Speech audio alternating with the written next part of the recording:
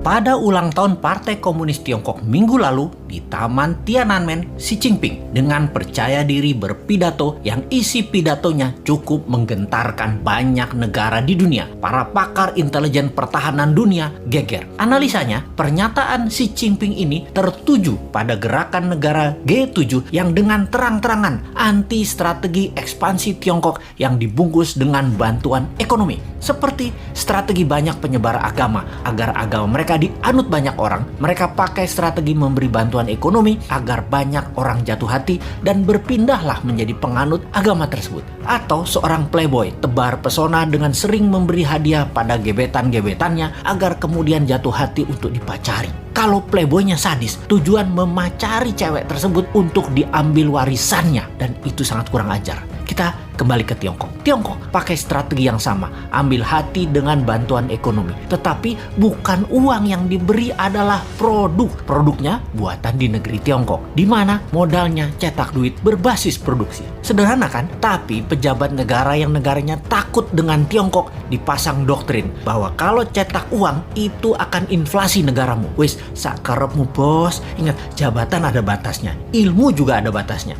Hanya kebodohan yang ada batasnya. Nanti New Mind pakai strategi sama, memberi. Kalau sekarang kita lanjut dengan G7 yang anti strategi Tiongkok dan akan mempunyai program B3W yang menyediakan anggaran 10 kali anggaran Tiongkok ekspansi ke luar negeri. Kalau New Mind jadi, kita nggak pakai keduanya, kita main sendiri. Wis, pinter kalau urusan dalam negerinya. Ke luar negerinya, kedua pihak G7 dan Tiongkok kita mainkan. Lalu Xi Jinping mengatakan akan melakukan 3 hal: memenggal kepala negara yang melawan dan membuli dan membuat masalah dengan Tiongkok. Tiongkok akan membangun 100 silo. Silo adalah tempat peluncuran nuklir warhead roket. Kemudian akan mengambil secara utuh kembali, yaitu Taiwan, Macau, dan Hong Kong. Ini agresi militer niatnya. Biden, pemimpin Amerika, gemetar. Dan Biden mengajak Tiongkok, Rusia, dan Amerika untuk membuat pertemuan 3 negara. Di sini, perebutan global power mulai dicanangkan. Ini serius. Kalau Anda nasionalis dan patriotis NKRI garis lurus, kita membahas negara mulai dari sini. Kita menengok sejarah dunia dalam masalah perekonomian